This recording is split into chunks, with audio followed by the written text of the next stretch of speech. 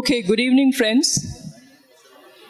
We are gathering in a rather wet, yet a fairly conducive weather condition. We may not say the same as regards the political weather is concerned. Nevertheless, upholding the provisions within the Constitution for free speech, we have assembled here in the post-election phase to discuss some of the very, very important questions that must and should be bothering us. And we're meeting when, as the witches in Macbeth's play said, when the hurly-burly is done and the battle is lost and won. Yeah. So that's when we meet. The hurly-burly is over, the battle is lost and won.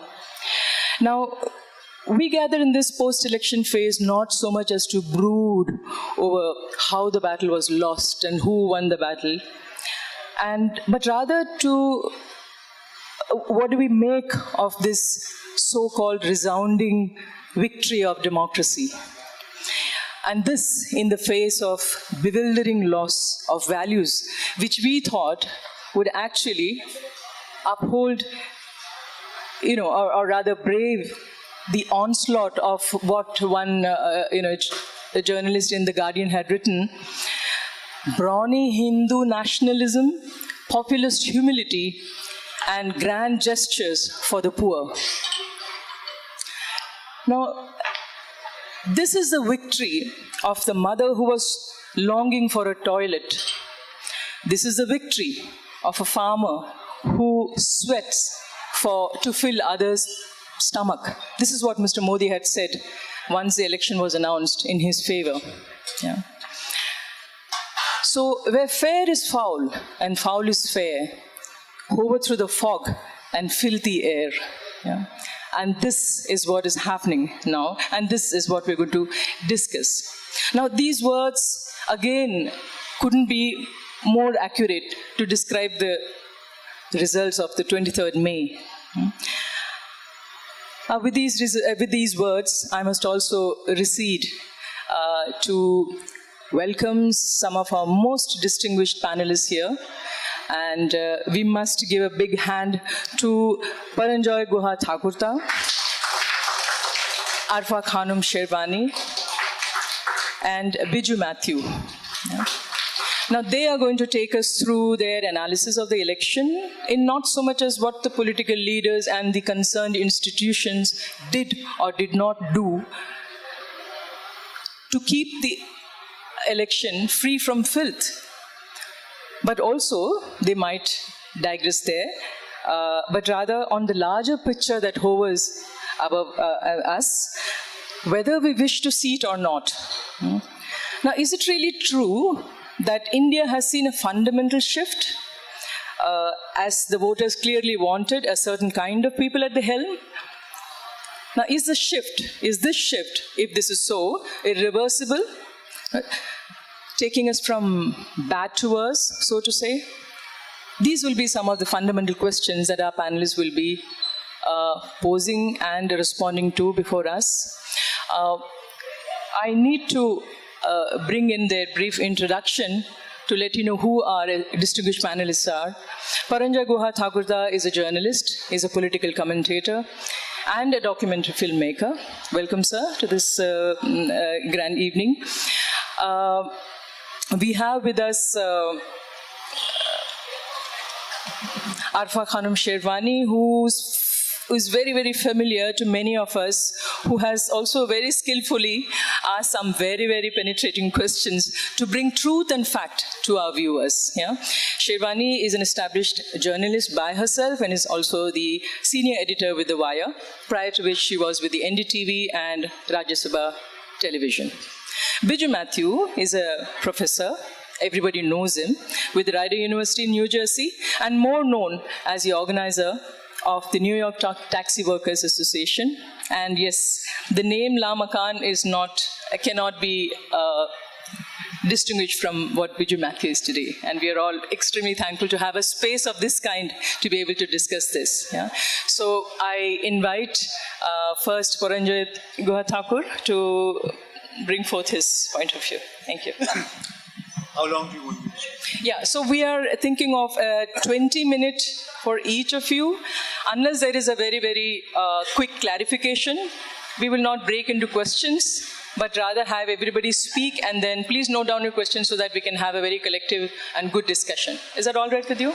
Yeah? Okay, thank you. Okay, I'll first outline certain facts, and I'll try and answer some of the questions that have been raised. Would you like me to stand up? Would you prefer that? All right. Okay, thank you. And at the same time, I don't have answers to all the questions, so maybe I'll raise a few questions.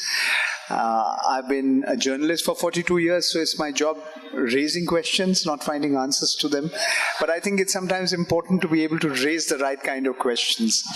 Okay, the 17th general elections in India is unique in more ways than one.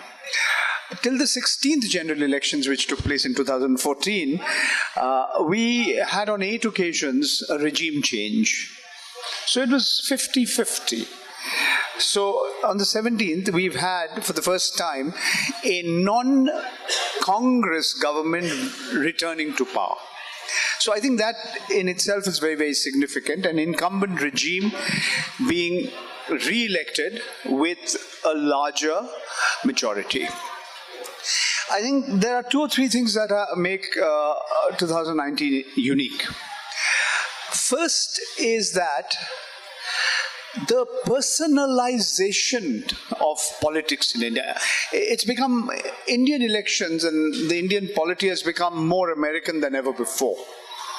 In 2014 itself, nobody raised the question that the Congress and the BJP put together got half the votes.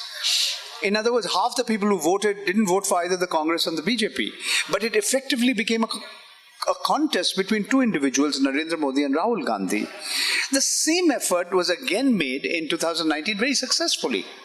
So we don't ask that the Bharatiya Janata Party increase its vote share from a little over 31% to a little over 37%, that the NDA's vote share is now a little over 45%. What does this mean? Half of those who vote in India didn't vote for the NDA. Fact.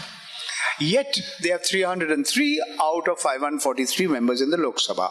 We follow the Westminster style of parliamentary democracy, so it's first past the post and winner takes all. Now let's move on from here and let's look at how did this happen? How were we all, many of us who thought that the Congress was at its weakest ever? How did the Congress barely increase its vote share? Just by a little bit. And the number of seats from 44 to I think 7 more, 52. Still below the mark which the 10% of the total number of seats in the lower house of parliament. Now, when we look back and we try and analyze how this happened, all of us were surprised with many things. The way people voted. I mean, Orissa was a classic example where the state assembly elections, the Vidhan Sabha elections were held together with the Lok Sabha elections. And we saw that the Biju Janata Dal did much better in the Vidhan Sabha elections than in the Lok Sabha election. That means a certain number of people who voted simultaneously in Orissa didn't vote. They voted differently. They voted for one party for the Vidhan Sabha elections, another party for the Lok Sabha elections. Importantly, this was an election which was not about a party, it was about a man who is today bigger than the party. And what was even more significant was the way we saw what happened in Madhya Pradesh and what happened in Rajasthan and also in Chhattisgarh. In December, in the state assembly elections, we saw the Congress come into power in both Madhya Pradesh and in Rajasthan with slender majorities. But in the Lok Sabha elections, they got wiped out completely. surprised people even more was what happened in Uttar Pradesh, where the Bahujan Samaj Party and the Samajwadi Party came together, and everybody thought that would be something that would counter the BJP. The BJP became weaker a little bit. From 71 plus 2, it came down to 63. But the Bahujan Samaj Party gained from 0 to 10, the Samajwadi Party didn't gain. And the Congress Party actually became weaker because Rahul Gandhi lost from Amethi. So what happened was a vote in favor of Narendra Modi, and I say Narendra Modi more than the BJP than ever before. Let's also not mince our words. I think the Election Commission of India was more partisan and more biased than in a long time, perhaps never before. The way the elections were scheduled, the way the model code of conduct was selectively interpreted to favor Prime Minister Modi, the President of the Bharatiya Janata Party, Amit Shah, who is now the Home Minister of the country, and the way the same Election Commission acted against those who were opposed to the BJP. I think the bias and the absence of a level playing field was apparent. I'm not getting into the charges about the rigging or the alleged rigging, about the replacement of electronic voting machines, about the small number of VVPATs or the voter verified paper audit trails linked with the EVMs. Let's not get into that. It's a subject of a longer, deeper discussion, but the fact of the matter is Narendra Modi won, and won decisively. So where did all of us, including me, where did we go wrong in interpreting what could have happened and why what happened? I think the first thing that we underestimated was how important personalities have become vis-a-vis issues. Secondly, we underestimated how important the issue of nationalism became and overshadowed what we thought, or many of us thought, would be the more important issues of the agrarian crisis, joblessness among the youth. Now, I think many of us who, because we believe that Narendra Modi and the Bharatiya Janata Party represent a majoritarian view of democracy, that they believe that 1 out of 7 Indians who's not Hindu can survive as second-class citizens. Mr. Modi has always said his guru is Golwalkar, and in the first edition of the book, which is not easily found these days, Bunch of Thoughts, Golwalkar was very, very clear. He said the 3 biggest internal enemies of the Hindus in India are 1, Muslims, 2, Christians, 3, communists. That's what he said. He was very, very explicit about it.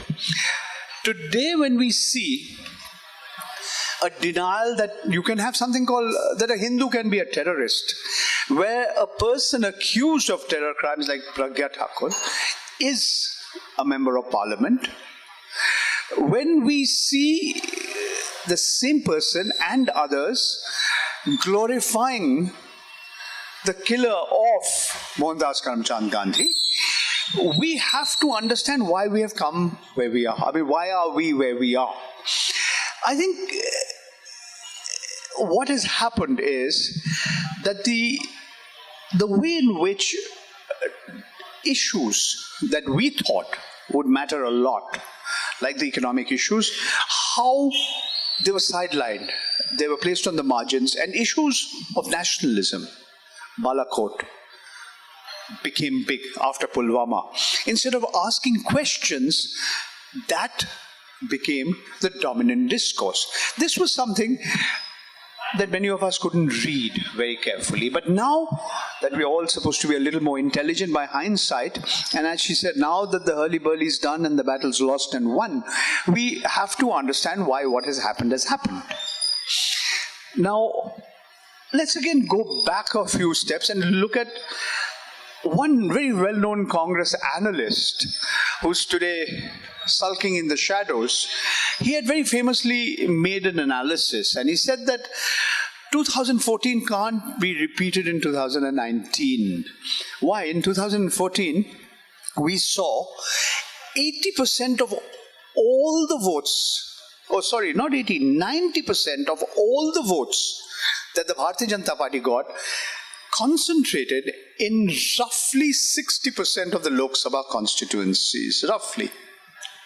To be very precise, 299 Lok Sabha constituencies out of 543, which means that 10% of all the votes that the BJP got were in the remaining 40% of the Lok Sabha constituencies. And he famously described this as a black swan moment. Those who've studied management love to use this jargon. Ornithologists thought for decades that all swans were white until they actually came across a black swan. And they said this can't be repeated. But it actually got repeated. And we said we have very strong anti-incumbency sentiments. Of course we had. But we have to remember that something has happened which has never happened before. Half the members of parliament in the Lok Sabha today are first-time MPs. We've always, that proportion was about 33, 35, 40% of new faces in each parliament, each Lok Sabha. We've seen that going up. So, as a person trying to understand the complex polity of this country, we see how these trends have played out. Notably, in the Hindi heartland, and why the outliers were Tamil Nadu, Kerala, Punjab, and importantly, what happened in, say, Bengal? Bengal, where from 2 Lok Sabha constituencies, the Bharatiya Janata Party got 18. The Congress barely managed to hold its own. The left was completely wiped out. And the Trinamool Congress increased its vote share, but its number of seats came down. It's also important to understand what happened in Uttar Pradesh, because Uttar Pradesh is really the most populous state in India. 1 out of 6 Indians live in Uttar Pradesh.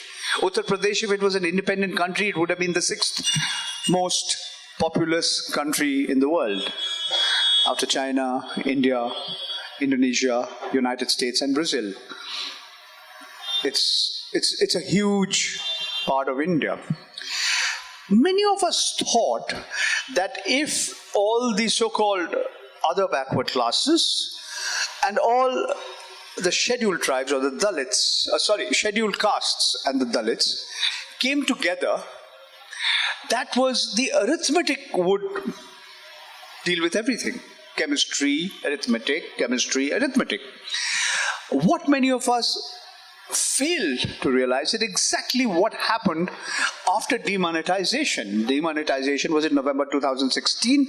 In February and March 2017 elections, the Bharatiya Janata Party did incredibly well. How is it? Because the OBCs, or the other backward classes, cannot be said to be a monolithic kind of a entity. You have the Yadavs and you have the non-Yadavs. Similarly, the Dalits could not be looked on as one monolithic conglomeration. So you have the Bahujan Samaj Party doing very well, where among the Jatavs, but among the non-Jatav Dalits, there was certainly a section that voted for the Bharatiya Janata Party. So this is an important point when we look at what we say identity politics in India. It's nobody's argument that caste doesn't matter. But the way it is evolving and the way it is changing. So these, I would say, are some random thoughts I have. But what we are also seeing in India are 2 or 3 things which are reminiscent of what happened in the 70s. And really Indira Gandhi. Indira Gandhi's emergency lasted for 19 months. Mr. Modi has been in power for more than 5 years. Indira Gandhi put a few dozen senior journalists and all her political opponents behind bars.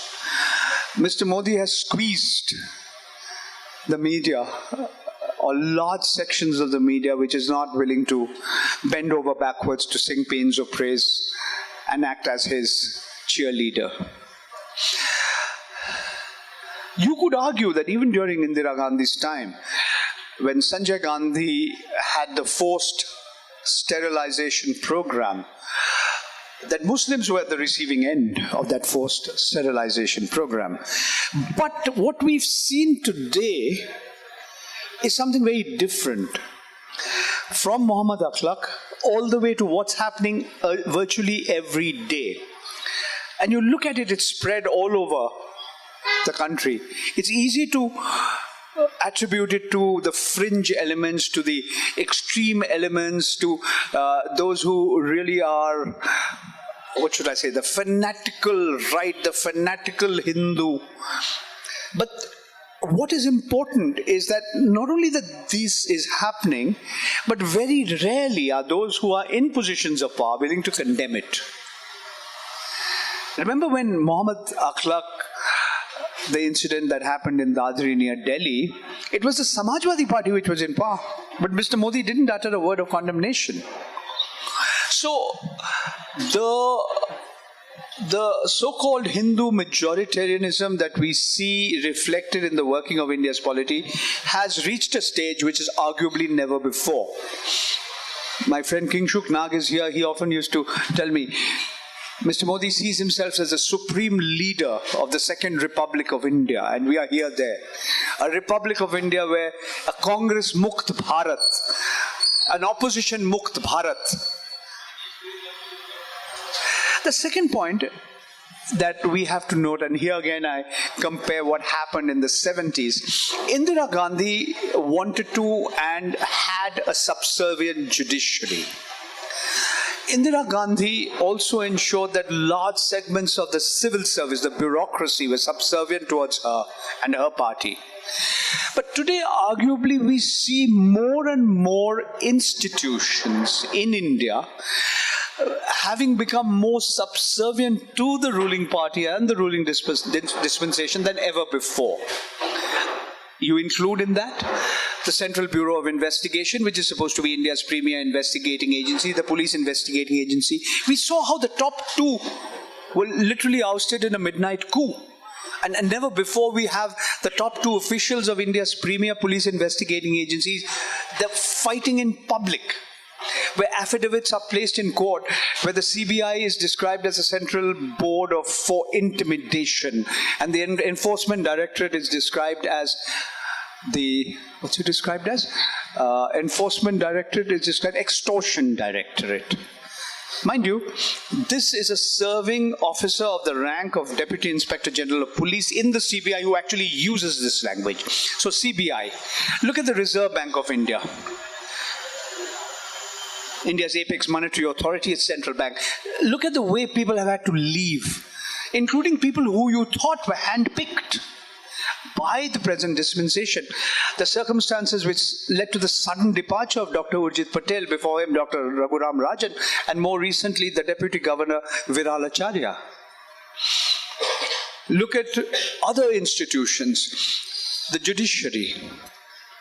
Never before, until January 2018, the four of the senior most judges, just below the Chief Justice of India, actually come out into the open and complain against the Chief Justice. We have seen things which have never ever happened before in this country. I could go on and on. I'm a part of the media, therefore I feel very strongly about how the media has been so badly squeezed. It's not funny. Where even the Times of India, which is the world's most widely circulated English daily newspaper, apparently advertising has been frozen. So says Reuters, so says Adhir Ranjan Chaudhary, who leads the Congress party in Parliament, hasn't been denied. I can understand why the Hindu has been, the advertising has been frozen, and the Ananda Bazar Patrika group. The duty on newsprint is up by 10%, the customs duty. So there's a lot that can be said about the way the media has become subservient. But I think my time is up, and I think I've spoken more than I should. I should ask Arafa, I should ask Biju to speak to you, and I want to thank all of you and thank Lamakaan for bringing me here all the way from the most polluted part of India, where I live, New Delhi, to Hyderabad. Thank you very much. When I put out this post that I'll be speaking in Hyderabad, that there's this place on this subject, a lot of people in my mentions, they started mocking me, saying, oh, Modi aa gaya, ab koi zarurat nahi hai is tarah ki. You guys, communists, jihadis, you keep sulking, nothing happens now. But I think when the storm is over and the dust has settled, it's very, very important to discuss, especially because elections are not just merely an electoral exercise. And when we are the largest democracy of the world, easily, but just by the virtue of the number of people that live in this country, no other reasons, not that we are the strongest democracy or any other reasons. Because I think election process and election results, they tell us the kind of society we are, the kind of democracy we are, electorate we are, and in our case, the kind of society, democracy, and electorate we have become. So to understand why people voted in a certain way and what does it say about us now, what does it say about how India is going to progress for the next 5 years, I traveled for about 3 months during and before elections to understand what was happening. I can't claim to know. I traveled to all the states and know everything. But I tried to travel to most part of Uttar Pradesh, Bihar, and some parts of Kashmir. Uttar Pradesh, which we can say that kind of gives us the sample of more or less what's happening in the cow belt, which for the past several decades and more than ever now is deciding the way of life for rest of India as well. I'm sure people here in this room wouldn't be very happy with this statement, but at the same time, if you see what we see in Lok Sabha at the moment, I think you can't say I'm entirely wrong. You people have resisted more towards the other side, but we have, because I come from Uttar Pradesh and live in New Delhi, we have almost, or I would say fully given up. Before I tell you, I would give you mostly anecdotal evidences, what I saw on the ground. And despite the fact that I am one of those 99.99% journalists who did not feel the wave did not touch me. Despite the fact that I went to smaller towns, I even went to villages, remote villages, I did not feel the wave. But I'll tell you 3 points that I feel why we have Narendra Modi as our Prime Minister once again and more stronger than before.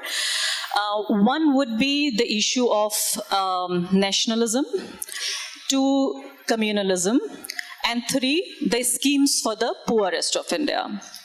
When I say nationalism, I don't really mean nationalism as the political science definition of nationalism, but entirely, purely religious nationalism, which was thoroughly based on the hate for the other. And when I'm saying this nationalism was based on the hate for Pakistan, I would say that somehow is bogus, because most of the Indians have not met even a single Pakistani. But who they live with is people who are told that they are supporters of Pakistan, or they like the ideology, or they were the ones who were responsible for the division of the sacred land. So I think BJP, RSS, this whole saffron parivar was very successful in convincing the people one thing, that is that the danger is coming from Pakistan, and mostly you will see on social media, if this is some kind of a sample, that they would say, bahar walon se to niptenge, lekin jo andar unke himayati hain, pehle unko dekhna hai. So when they say that, they usually refer to Kashmiris. For the last several decades, I would say from independence until now, the government of India, our political class, even our intellectual class, was successfully dissociating Kashmir from rest of the Muslim population of this country. But in the last 5 years, what this government, or I would say the political party, has been able to do is that they have tried their best to have this common thread between Jammu and Kashmir and rest of the Muslims living in rest of the India, which means making it look like a Muslim problem, not like a political problem, a political issue, but some kind of a Muslim issue. I wouldn't say that they've been able to, they're very successful in convincing the Muslims that Kashmir is a Muslim problem, or Kashmiris that the problem they have is a Muslim problem, but majority of the people who voted for the BJP, they believe so. They think like that. So I don't know how do we do the maths in order to have the final number of how many people actually have believed the BJP, but I would say a lot of their voters, or majority of their voters. So this nationalism was very communal nationalism, religious nationalism, which I saw in Western Uttar Pradesh, which I saw very brazenly specifically in Gorakhpur. I spent about 4 days there in Gorakhpur. There I found that most of the stuff that we see on Hindi news channels, almost 15, 16 years I have worked as a Hindi TV news journalist. Before I came to The Wire and became an online journalist. But I myself do not watch television. I'm sure most of you do not watch Hindi television, but there is a sea of humanity in India that watches Hindi TV news channels, and they believe every word of that news that's being aired on the news channels. Which means when there are 12 primetime news anchors at the same time in their studios, when they're screaming, screeching and saying, Narendra Modi is the best, Muslims are the enemies of Hindus, Hindus khatre mein hain, Pakistan hamara sabse bada dushman hai, there is a danger to cow mata, Gau Mata, they believe all of this. And also, if you think of it from somebody who lives, say, in a village in Uttar Pradesh, how do you even expect him to have this very fine analytical mind to think that these 12 anchors in one single voice every day from the same studios, they say the same things? How come all of them are they sitting in one room and sort of conspiring against the rest of the people or opposition?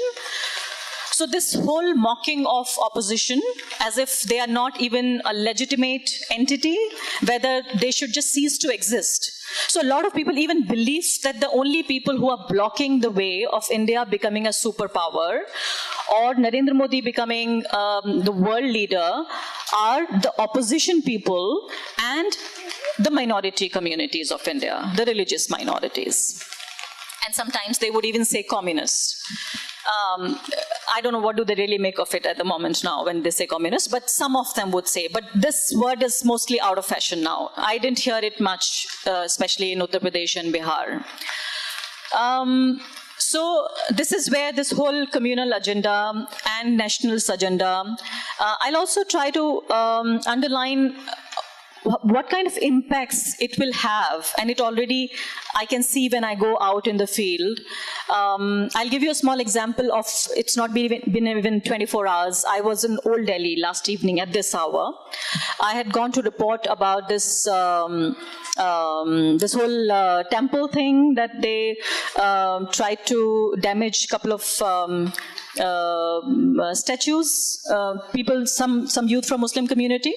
So I found this to be correct, that there was a small parking scuffle, parking ka kuch mamuli jhagda tha, but the locals told me that this was correct, that actually the statues were targeted by some of the youth from the Muslim community.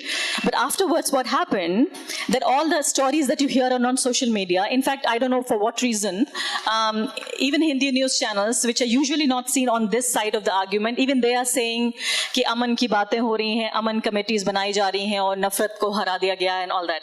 But when I went there, I spoke to this guy who is party to this whole incident. He was the one who fought with the other one who belonged to the Muslim community. He said, I don't want to come on camera, but you can quote me. And that's why I'm quoting him. He said, I'm not comfortable on camera, but he said, ये लोग ऐसे ही होते हैं, इनके साथ ऐसा ही किया जाना चाहिए, ये हमें डराना चाहते थे, हमारे देश में हमारी सरकार है, मैंने विश्व हिंदू परिषद को मैंने बुलाया फोन करके. So all the reports, what I was reading and hearing and watching on TV was that there was this huge, very moral and this whole peace campaign in Old Delhi or Sari Nafrat ki Taakoton ko hara diya and all that. And just 5 hours I spent there. So this was the statement from the guy who was the party to this whole incident. He said, I called VHP because they are my people. If I wouldn't call them, who would I call? And he also said some very obnoxious stuff about the minority community, which I really don't want to say here, but he did say about their women, about the kind of people they are and what kind of lessons they should learn, all that stuff.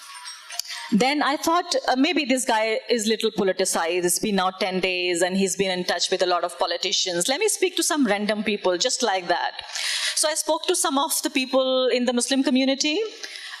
This is where I got this account that yes, it was targeted when I spoke to about say 5-7 people. Then I spoke to the other side. Trust me, they mocked the Aman committee and they said, we do not accept any money for this installation of the statues from Aman committee because most of them come from Muslim community. ये जो दुर्गा हमारी committee है या Durga something, some organization, because वो मंदिर ही दुर्गा मंदिर कहलाया जाता है, उन्हीं से पैसा आएगा, which means it was hurting their self-respect that why should we take money from the Muslim community. So this was not considered and received as some kind of a peace gesture, but some kind of an ego sort of a, you know, this thing that we wouldn't be taking money from them because they hurt our pride, they are trying to damage our faith symbols, we wouldn't be taking money from them. So what I thought was that I'm not here trying to say that Muslims living in that area are more peaceful, more harmonious than the Hindu community. What all I'm trying to say is that since it was established that there were people who actually targeted the murtis, so fearing the backlash, the majority backlash, Muslims tried to look peaceful or tried to say, sort of pacify the whole situation, so that there is no more violence, and some 16, 17 of them have already been arrested. So it may be just circumstantial that they are. This is no, I don't want to prove that they are more peaceful or they are better people or anything of that sort. It's just that the circumstances are such that they didn't want a backlash. So most of the people in the Aman committee are also from the Muslim community. So what here I'm trying to say is that Vishwa Hindu Parishad, Bajrang Dal, RSS, BJP, they have a very firm footing. They are not somewhere in the air that we think that all of this is peaceful, and India is a very peaceful country, and Malini also asked whether some of it, whether it is irreversible. I would say some of it is certainly irreversible, because this is what I witnessed just before 24 hours in the heart of Delhi, at a place where Muslims and Hindus have been living there for centuries altogether. And there couldn't be a better place to analyze and to study the composite culture and I think the coexistence and how peace is so fragile in India. And also one last point about this incident, that how they have a very firm footing in India. So people have been genuinely communalized to an extent where whatever is being said by the saffron political campaigns, they believe it as it is. So I particularly wanted to narrate this incident, and this is after the Lok Sabha elections are over. Though, I mean, Vidhan Sabha elections are just about almost 6 months. It's in January or something, I think, February. So we are about just 6 months away. So this is, of course, a preparation for February only. So this was one thing which I want to narrate, but another anecdotal evidence which I want to give is from Western Uttar Pradesh in Shamli. No, before that I would want to tell you about this session squad that I went to in Rampur. and to tell you how all of us are peaceful before we are provoked. So on the surface, we have this pretense of very peaceful people, very harmonious people, there's unity and all that. But if you just scratch it a little, this is what you find. So I went there to meet the local coordinator, and then I saw these lawyers, and I thought, okay, let me just take a sample from them. Who are they voting for in Rampur? And Rampur has about 50% Muslim population, Rampur city. And even constituency has more than. So Rampur city is about 50 to 55%, and the Lok Sabha constituency has about 51% Muslim population. So this is also a good example of how people coexist. Huh? So there were some lawyers from majority community, some from minority community. I started this discussion with them on camera. So 5 minutes, बहुत peaceful discussion हो रहा है, विकास होना चाहिए, सड़कें बननी चाहिए, and all that होना चाहिए. पीछे से somebody says Pakistan, Modi ji and Pakistan. You have to watch this video to believe me what I'm saying.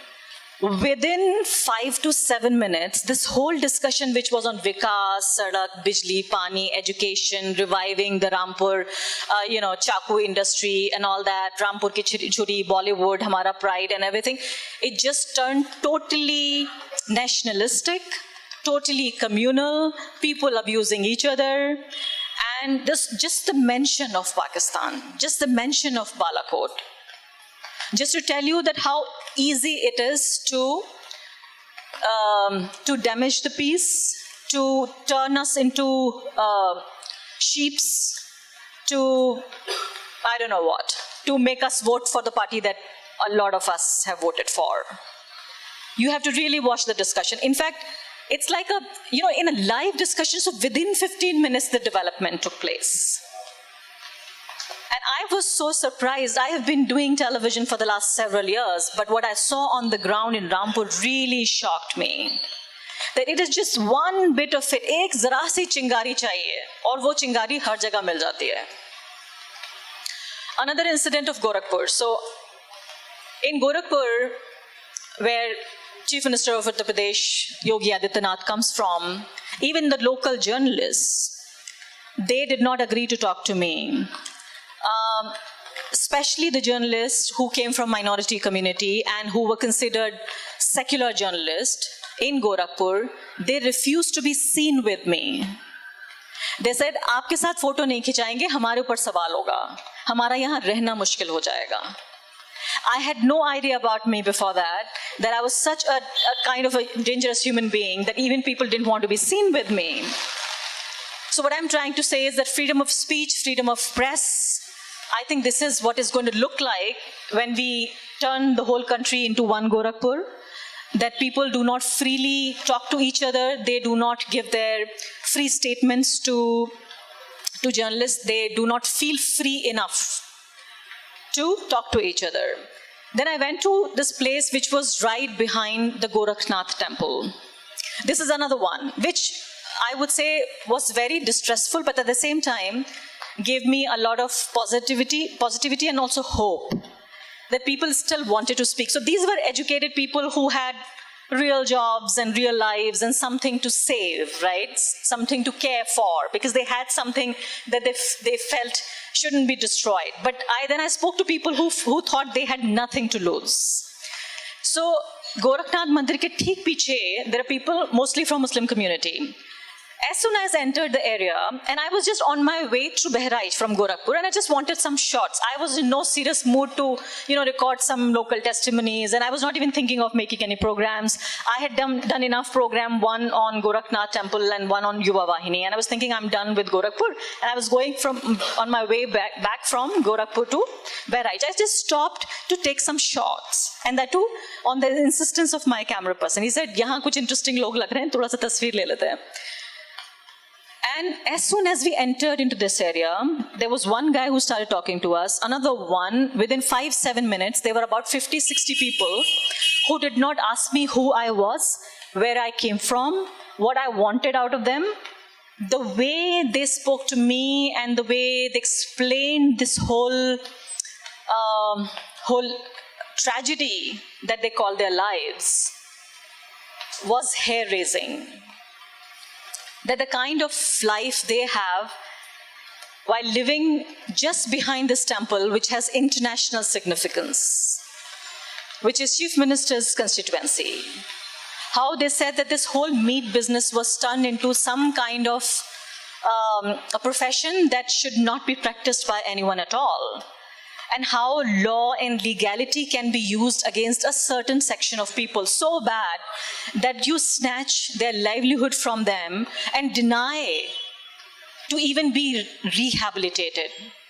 I mean, leave aside government rehabilitating them, even they themselves do not have a room or a scope to get rehabilitated. And I'm talking about community which they call themselves Qurayshis, and the generations of them, they are just into this business only, which means they only know how to work in slaughterhouses or have meat shops. They know nothing. They haven't been able to do anything else. So most of them are into this profession only. Their caste is named after their profession. And what we had witnessed in the last at least 30 years was that since this economic reforms and opening up of the markets, the children had started going to school and they had earned some money. Some of them were doing meat businesses in even Gulf countries. So some of them had become even prosperous, some had meat shops, but this new culture of sending children to school, some of them even had corporate jobs. Now think about these people, about one man who has, say, 5 children, all of them dependent on him, has a meat shop and has nowhere else to go. And the kind of road conditions that I saw, severe, almost so open that it was like a living hell. It was impossible for me to be there, to remain there more than, say, half an hour. So this is the kind of scenario that I feel that is, sadly, I hope not, is going to unfold at least in some parts of Uttar Pradesh, where this whole radicalization, this whole process, this whole Hindutva laboratory and their experiment is complete. So this I felt some of the anecdotes that I should give you. Other things that I wanted to discuss. How many minutes? 5 minutes more, okay. That we also should understand beyond this whole communal politics that some of the Modi government schemes have actually touched the poor, and I would say the poorest. Some of them have got pakka houses, and some of them, rest of them have got the dream or the hope of getting the pakka house. And this primarily has happened, say, in the last 6 months to 12 months. So for the first four years, we did not see much movement, much progress. But in the last 1 year, I would say precisely in the last 6 to 8 months, some real work was done, which literally touched people's lives. And in a way, I would say what our senior colleague Pranjoy was also describing, that was able to, in a way, defeat identity politics. Because identity politics, when you talk about social justice, and the parties which claim to lead this whole movement of social justice and politically and socially, also economically empower people on the basis of identity, they become family fiefdoms. So people tolerate it to a certain extent, but there is now a new caste that is emerging, is the class. That Mayawati didn't give us what she should have. Akhilesh Yadav is not giving us what he promised. Lalu Prasad Yadav is in jail.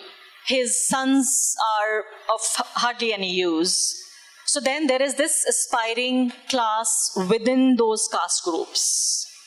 So I wouldn't say the BJP, as they propagate, they say we don't do caste politics. I would say they do caste politics. They do social engineering. They do it better than the rest. More intelligently. One thing that I observe, which I should share with you, I've not been able to write or say it in any of my shows, is that what they're trying at the micro level is to revive the caste pride of smaller caste groups which were marginalized by the caste leaders. So suppose these smaller parties say Suhail Dev party. So what they will do is that they will revive the gods of, say, of that community. छोटा सा मंदिर बना दिया, वहाँ उनकी मूर्ति बना दी, फिर उनके लिए वहाँ पे एक बैठकें सभाएं कर दी. तो एक तरह से वो pride of that caste. So they are also doing caste politics, but I would say much more efficiently, in a much more successful manner than the so-called traditional caste parties. So they have to think about it, that how come this whole 6 to 7%, because this was all a matter of 6-7% vote swing in favor of BJP, right? This is why we have these results. Another thing that I noticed, especially in eastern and western Uttar Pradesh, was that all over the world we see this anti-establishment sentiment, right? Ideally, this anti-establishment sentiment should have gone against the Modi government, but surprisingly and sadly, even after 5 years of ruling India and living at 7 RCR, Rahul Gandhi and his family and his party are still seen as establishment, which I thought was very surprising. So this whole chai wala narrative, गरीब आदमी का बेटा, chai wala, झोला उठा के चला जाऊंगा, this has real appeal on the ground. That this man, he's a single man, he doesn't have a family, he doesn't have any serious corruption charges on him. So all of this it found quite resonance on the ground. And Rahul Gandhi is still Rajkumar, even if he was never even a minister, right? I mean, leave aside Prime Minister, he was not even a minister. But he is still considered as somebody who is part of the establishment. So in a way, something that worked against him was also that he is the establishment, even after being out of power for now 5 years. And one last thing which many people have written about, I also want to say it in a little differently, that how media has played a role in turning this whole election into a presidential form. Briefly, I will say in just about a minute, that the media projects that it is Narendra Modi versus Rahul Gandhi. I mean, we still have parliamentary democracy where we elect our member of parliaments and they elect the prime minister. But how people, they played with the psychology of people was that they were actually electing the prime minister, which was very evident on the ground. So then the news channels would say, this is Narendra Modi, the Hindu Hriday Samrat, the great leader, he's incorruptible, and he works for 18 hours, and he's so honest and everything else, and he understands you, versus this Firangi, who doesn't know anything about India. He doesn't know how to speak to people. He doesn't understand us. And he's not going to take us anywhere. So when this is Narendra Modi versus Rahul Gandhi, it is not just even 2024, even 2034, it will always be that Narendra Modi versus Rahul Gandhi, Narendra Modi will keep winning, Rahul Gandhi will keep losing.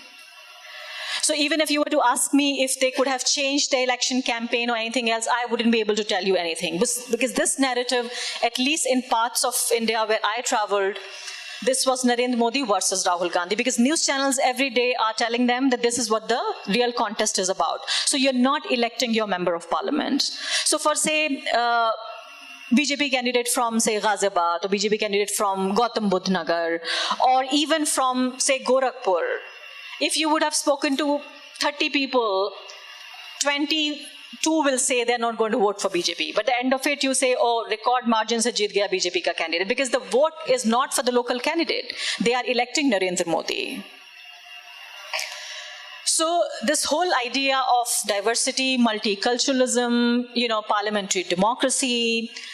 If you look at parliament at the moment, the BJP with 303 member of parliaments have 0 Muslim member of parliaments, but we have Sadhvi Pragya Thakur. And this tells something about us as people, as country, as a democracy, what we have become, what kind of people we are going to be. I feel this is a moment of worry. Both the question that you had asked, I might sound very, I don't know what's the word for it, but I think it's very close to reality. Some of it, at least what we are witnessing today, is irreversible unless we have renaissance, that one leader, though I don't believe in, matlab mera karishma mein koi yakin nahi hai. ना ही मतलब मसीहाओं में भी मेरा कोई यकीन नहीं है, तो ना तो करिश्मों में ना मसीहाओं में. मुझे लगता है कि 50 people sitting here, this is some kind of a revelation. This is democracy thriving, living. We all are able to talk to each other. And this is, if at all we can change something, reverse something, this is the way out. This is the way forward. Thank you. Thank you, Pranjoy and Arafa, and thanks Malini for the generous introduction a little bit ago. What I'm going to try and do is kind of build on top of what Pranjoy and Arafa put out, but also try and think through in broader terms. I mean, I'm going to try, because from what both Pranjoy and Arafa said, as was the case with Malini's introduction also, I mean, I think we're all here today because we all are struggling with what the consequences of the 2019 election results are, and what are the kind of steps to take forward, how we're tentative, how we're with concern, what are the kind of steps to take, where do we put our foot next? Is the ground firm? That kind of sense. And so I'm going to try take several steps back and try and create a big picture to see whether there are steps to take. I want to kind of end this panel on a note wherein we try and open up the possibilities of that kind of discussion. Today is actually the 50th day. Exactly 50 days ago was when the election results came out, May 23rd. Today is exactly 50 days. And I'm glad we waited 50 days to have this event in Lamakaan, because, the first 20 days, 15 days or so, the commentary that came out was fairly uninspiring.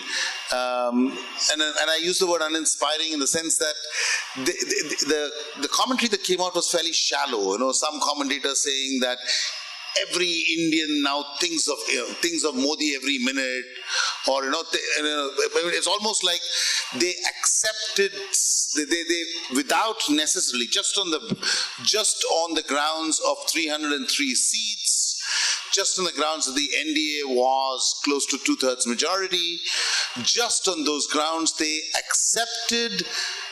And I'm not saying that should not be framed as a hypothesis, but they quickly accepted that India has changed fundamentally, it's done, it's over, etc. And there was a lot of hand-wringing commentary that came out immediately after. 50 days later, I think there is a whole bunch of more things to grapple with in terms of data, right?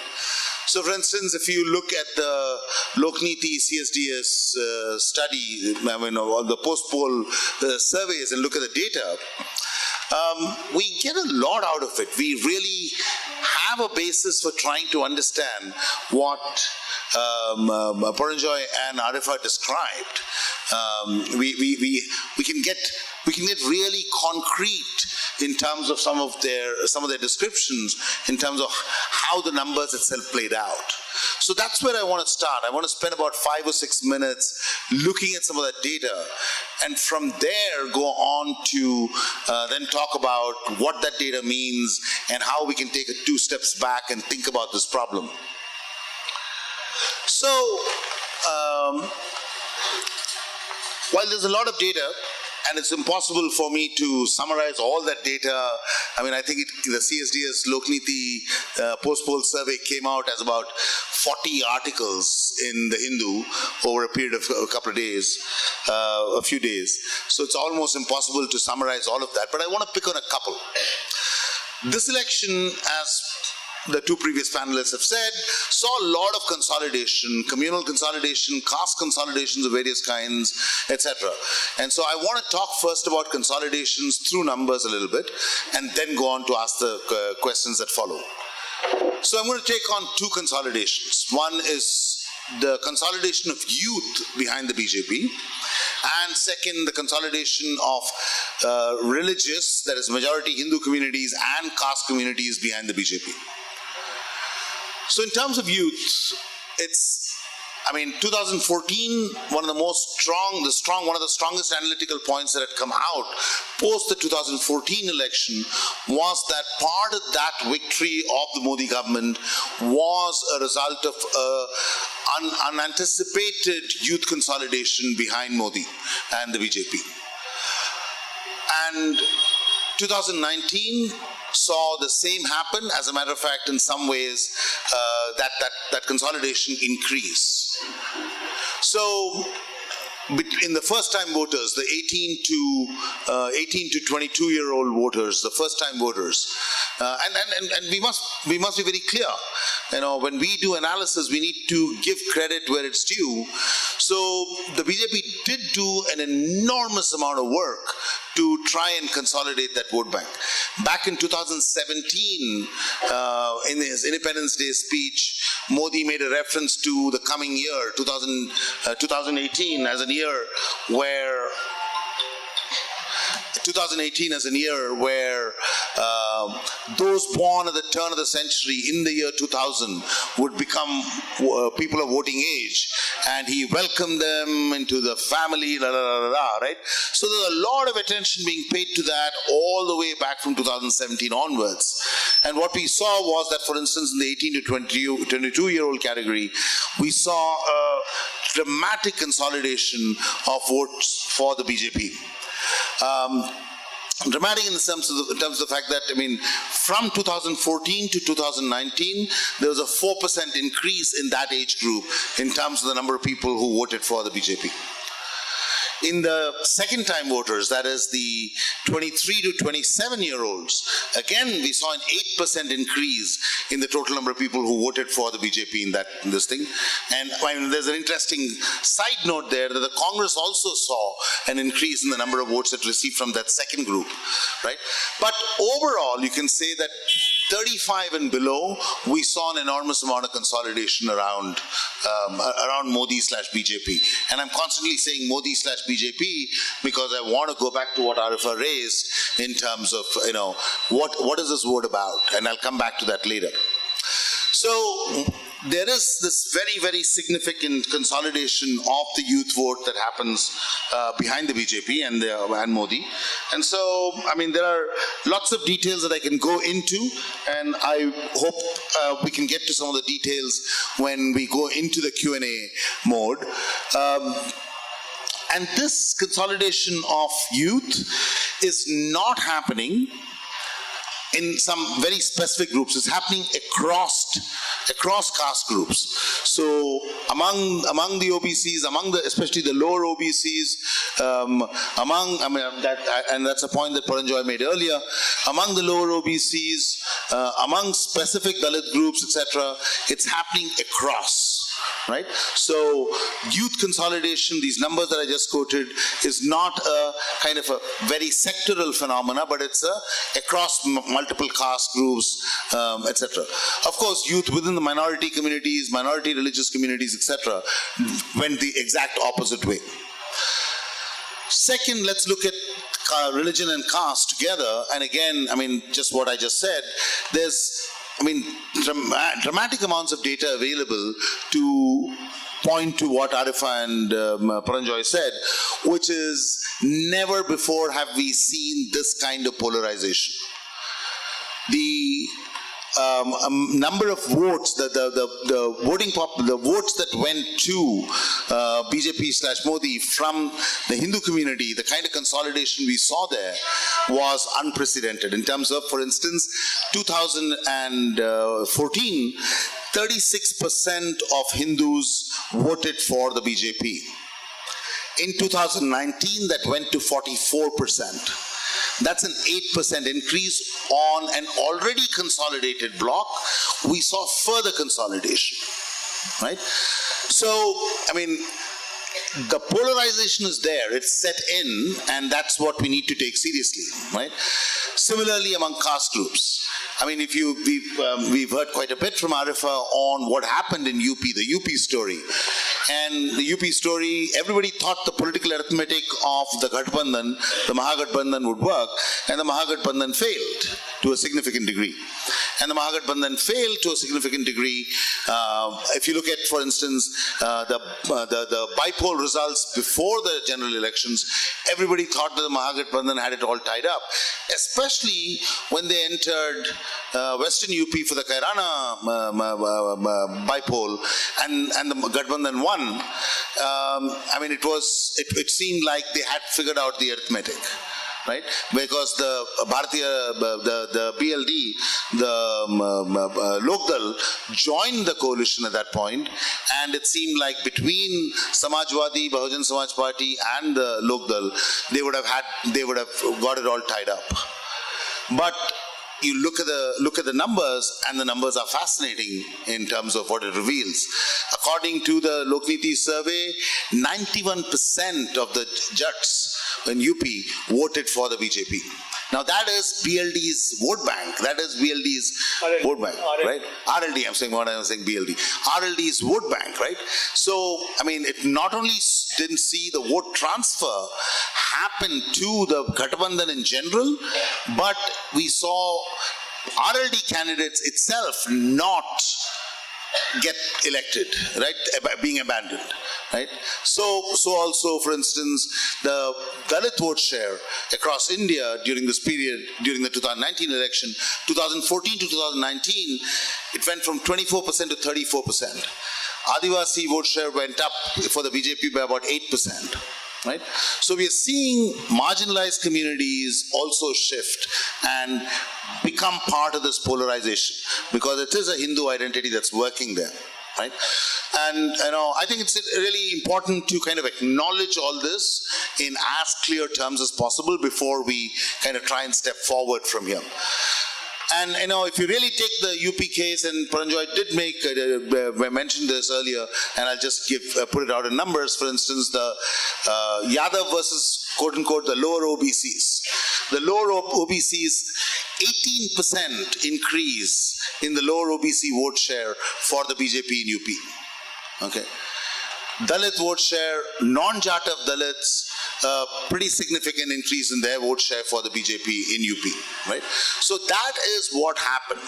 There was significant consolidation of caste and religious communities under circumstances of a polarizing narrative, and this also happened significantly through a youth mobilization, right? And so I think these are two consolidations. I mean, the other thing is gender. Women had always been a little behind in terms of voting for the BJP. But this time we saw a dramatic rise in terms of the number of women who voted for the BJP. I think the women vote went up for the BJP by about 6% in one election. So, we are seeing these consolidations.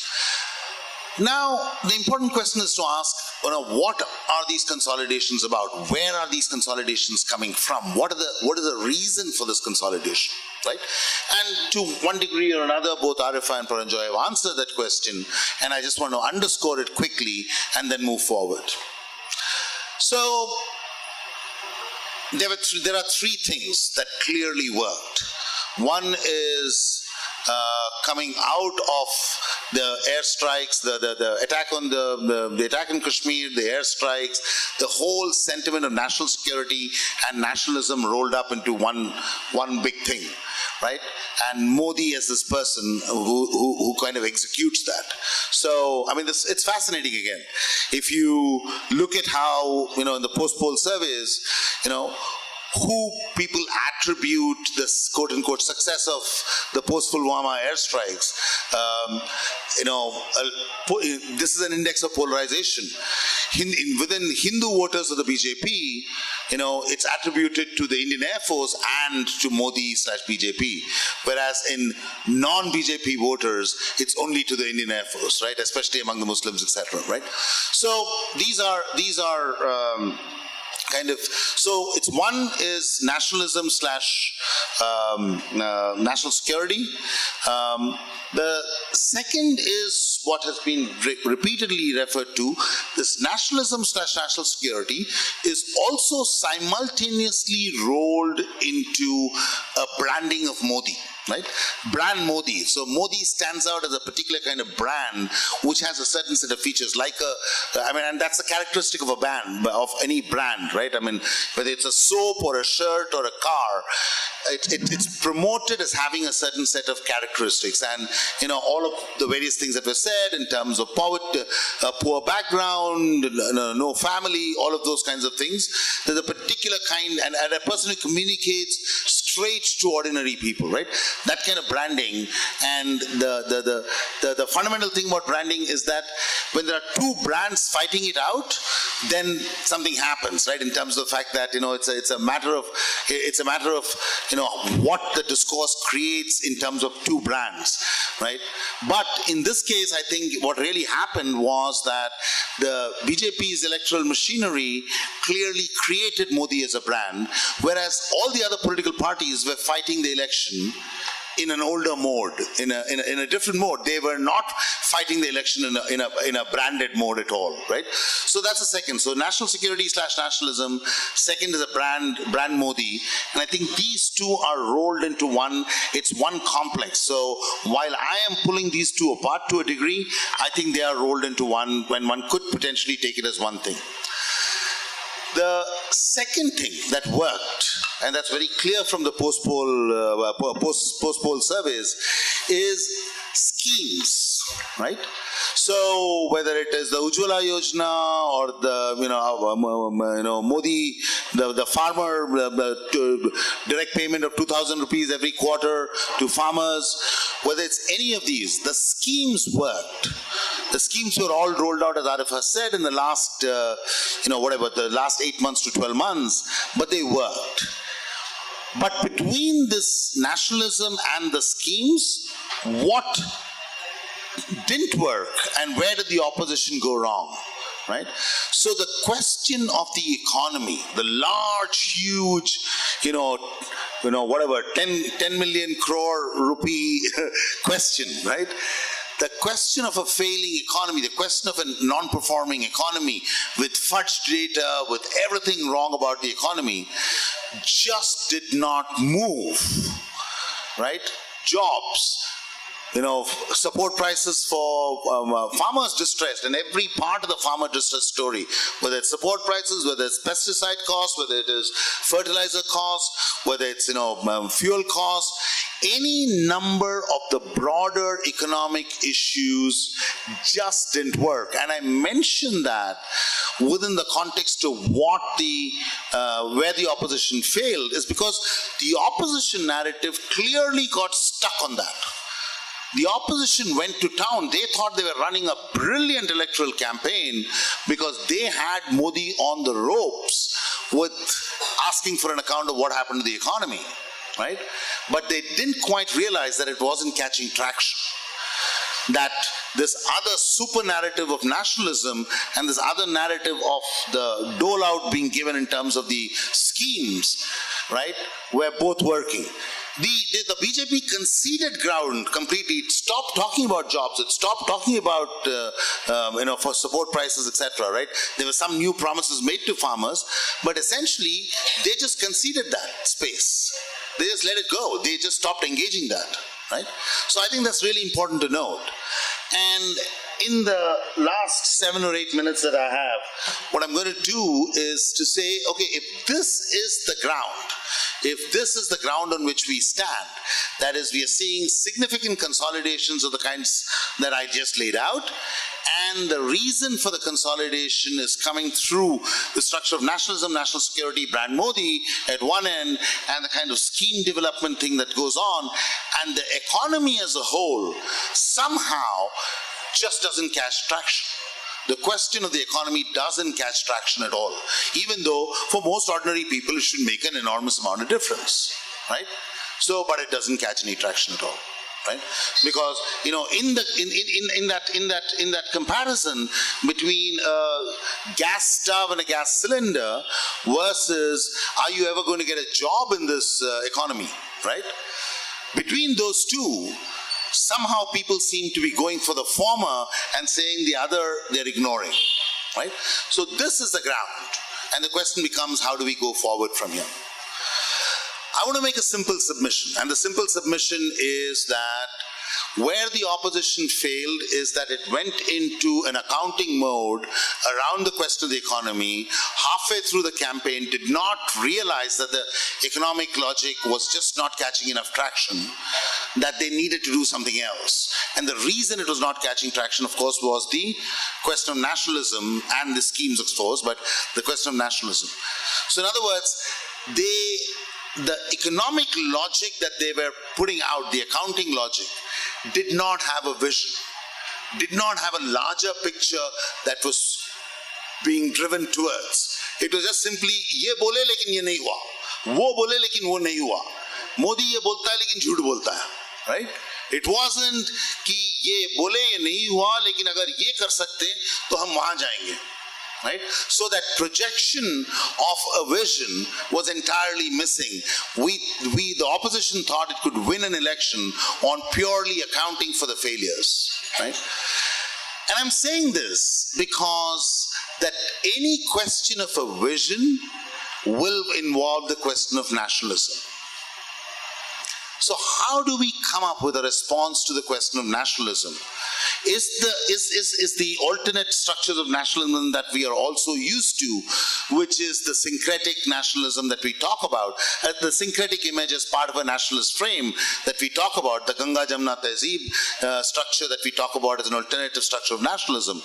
Is that viable anymore? I think it's really important to ask that question honestly, think it through and answer that. I'm not saying I have an answer for that right away, but I think it's really important.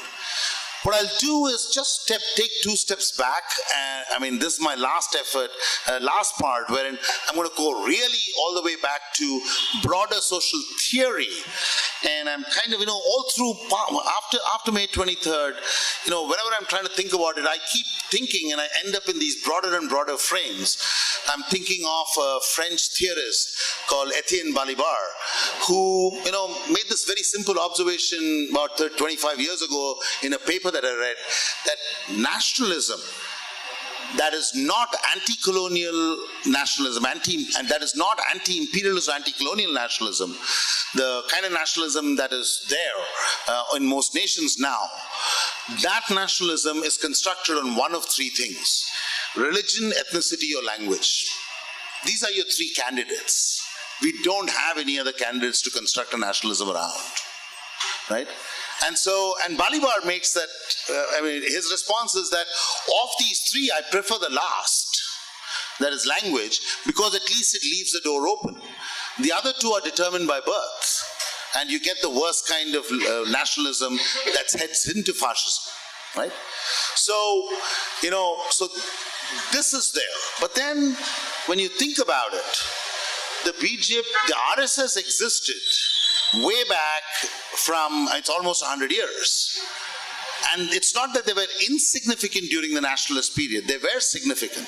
So in other words, Hindu nationalism did catch some traction through the nationalist period, through the anti-colonial struggle, and then faded for a while and came back. 1967, the election to go back to, if you really want to draw a parallel to this current election, is 1967. Indira Gandhi's landslide sweep. The opposition is completely decimated, right? The largest opposition party, I even forget its name, it's Rajagopalachari's party. I think it's called Swatantra Party or something like that. That emerges as the largest opposition party, and it's got 44 seats, right? So the opposition, including the Jansangh, the predecessor of the BJP, is decimated in that election. And yet 10 years later, by 1977, the entire opposition has come back together, and it includes the right wing, and the Congress is defeated. Right? So, things can change pretty quickly. And so I want to go back to another moment, that is, that moment when post-independence, what was the kind of nationalism that dominated India? And one of the answers is it's an economic nationalism. Nehru has been so abused that we are scared of using Nehru at all. And so, immaterial of whether we use Nehru or not, I think the broader discourse that came out of the moment of independence was discourse of self-sufficiency, discourse of independence in terms of an economy, not being subject to some of the outside forces, the temples of modern India, so to speak, in terms of, the massive development kind of pictures. Now that had a vision, and that vision was able to hold this kind of cultural religious nationalism at bay for about 30 years, till that collapsed under conditions of neoliberalism. Right? With the neoliberal turn in the world, that's when that image collapses, and that's the gap into which the cultural and religious nationalism comes in. So I think we really need to think through this question of how do we respond to the nationalism, especially given the youth and the kind of aspirational spaces they occupy, especially given that it is the more marginalized within the Dalits and the OBC sectors that are actually going over to the BJP. We really need to think through this question of nationalism and ask the question, is there a different nationalism that doesn't depend on religion that can be constructed? I think it's really important that we take that question on rather than hide from it.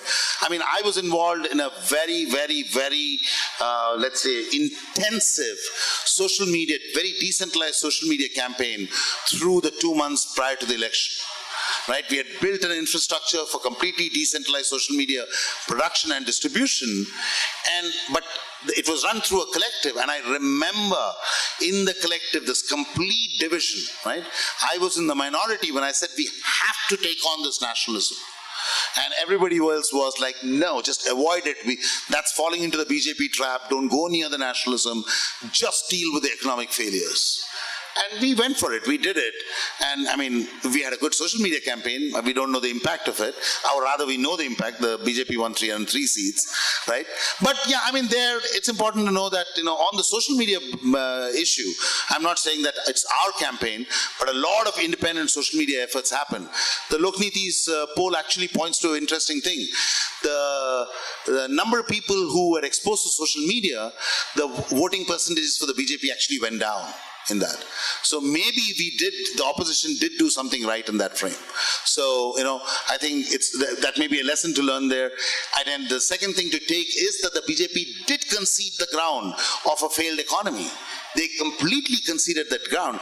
And so I think the pushback on that, the kind of things that are going to happen in the economy and the questions that are going to come up now are going to come back very quick. It's not like 2014 wherein everybody waited till after 2017 and 18 to start really pushing back and saying what the hell's happened to the bloody economy. Right? This question is going to come back really much, much faster. And so if we can find a way to think these things through along with the question of nationalism, I think there are all sorts of windows open and all sorts of doorways open that can be rebuilt. Thanks. Thank you so much, all of you, for this very, very enlightening. Though a lot of things people have read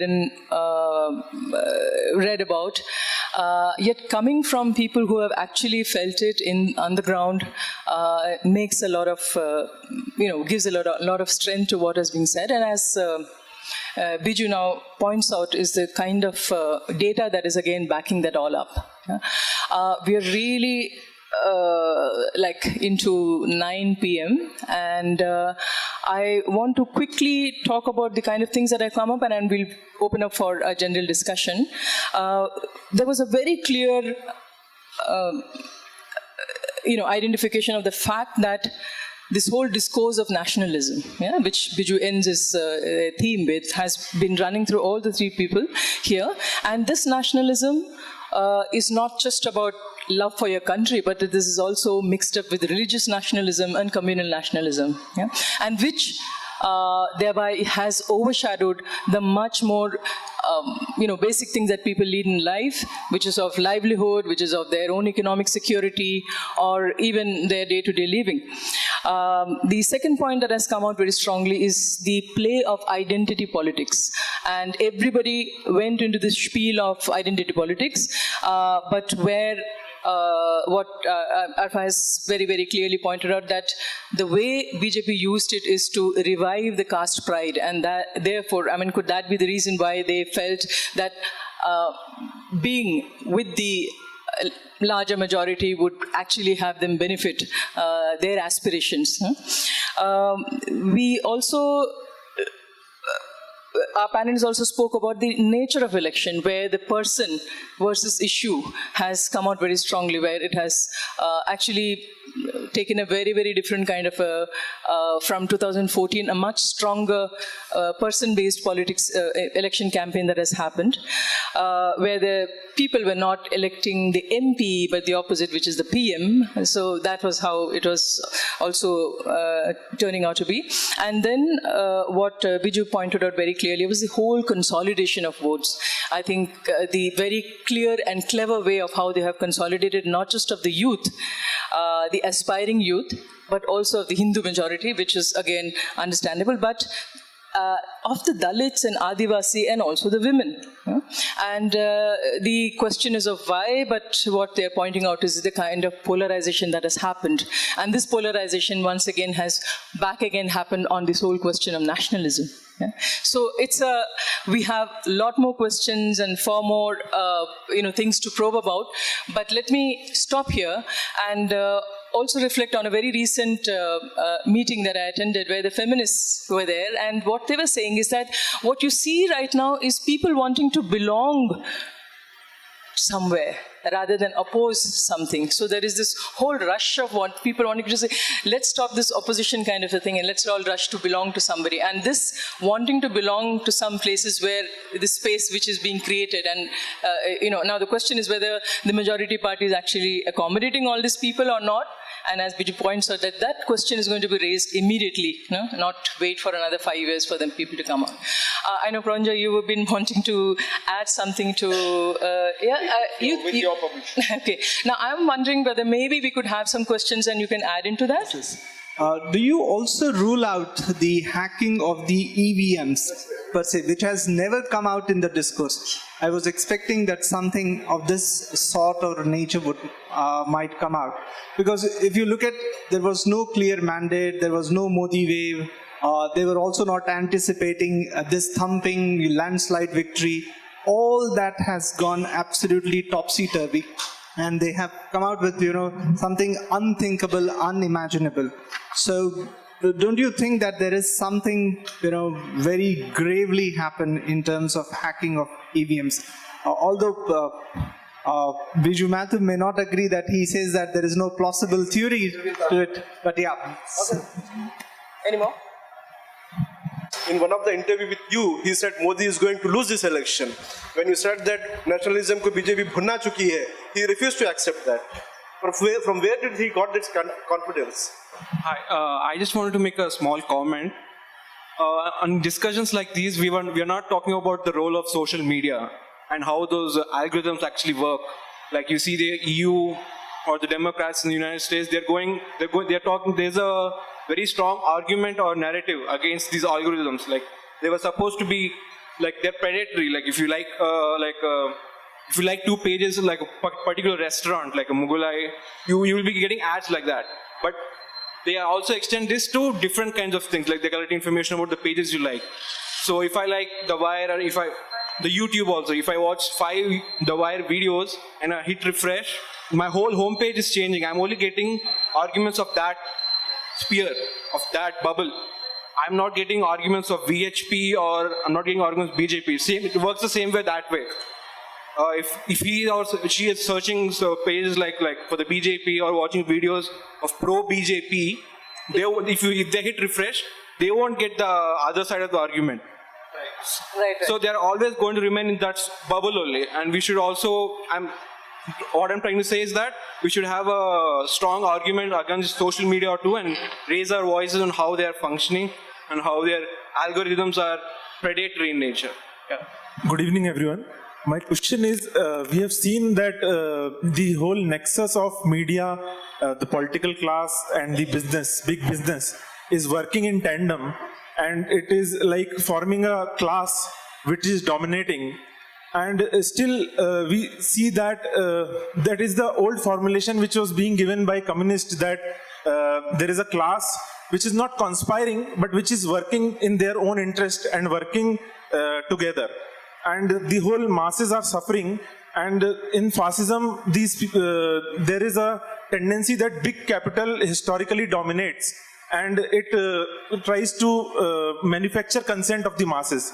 So it is clearly evident from the way we have seen in last 5 years.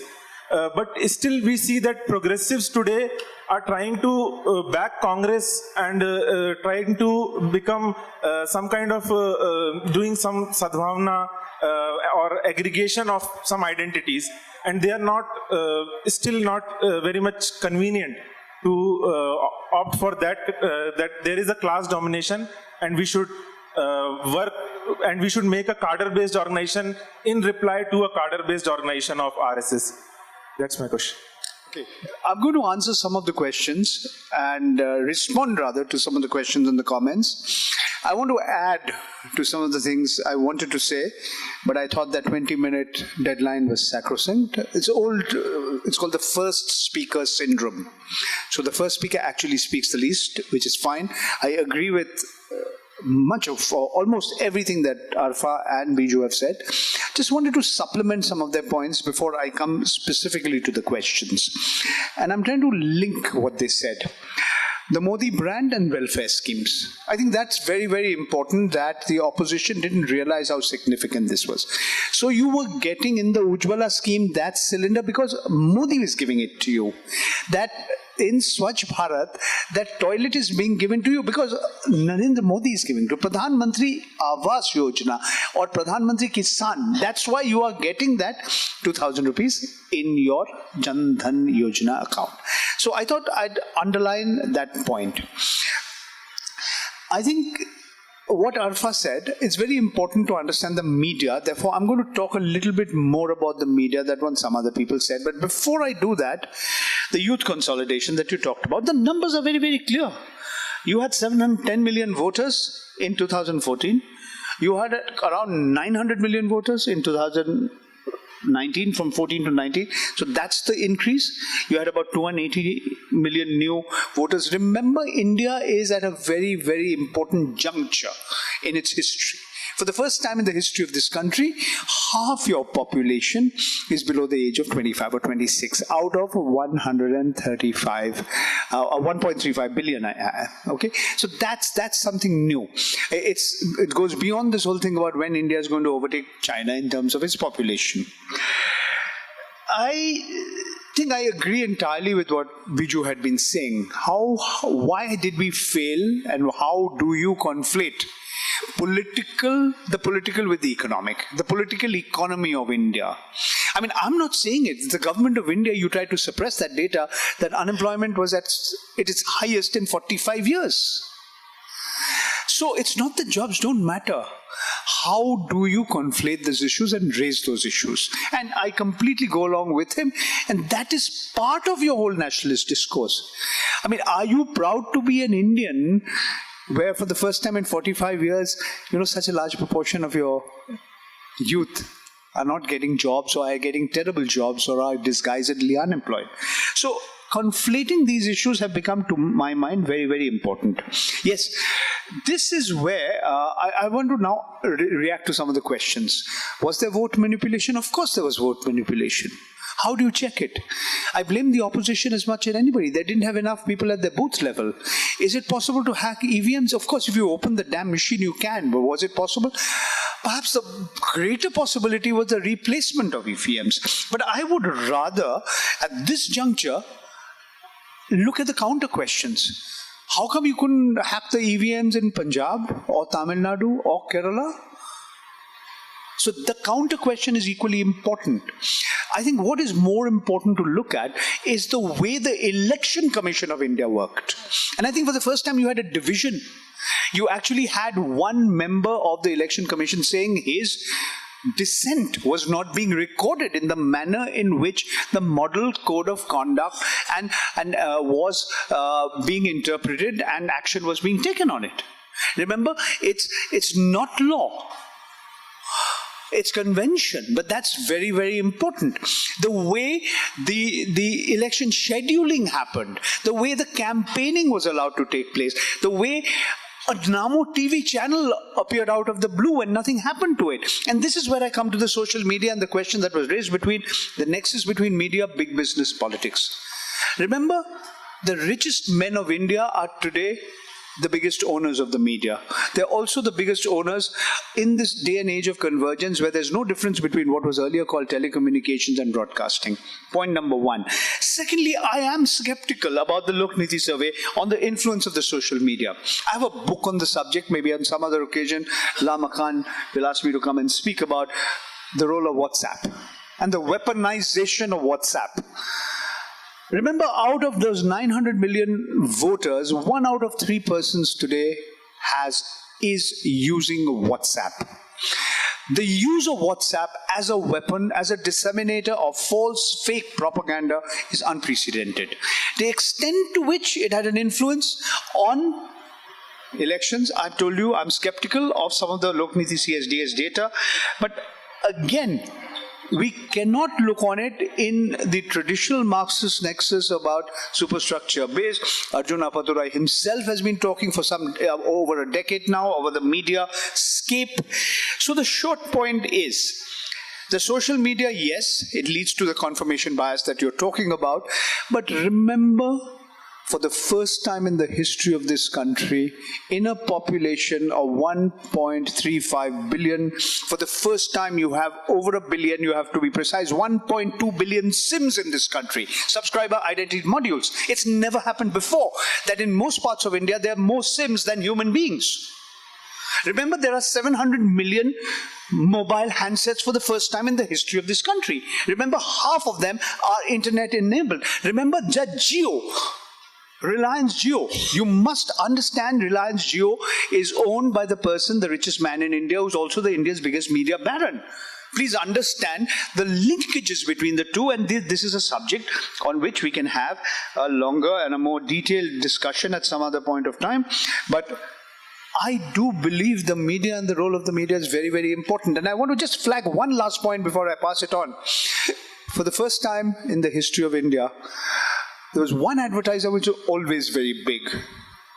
See, across the world and also in India, the recession over the last 10 years and a little longer has resulted in expenditure on advertising, either stagnating or coming down or certainly not growing at the rate it was. So it was deceleration. This is also the period the internet has exploded, the exponential rise of the internet. Remember, everybody wants everything free. So if you want everything that you read free and everything that you hear free and everything that you watch free, you're also going to get a lot of trash. Of course, and you are getting it.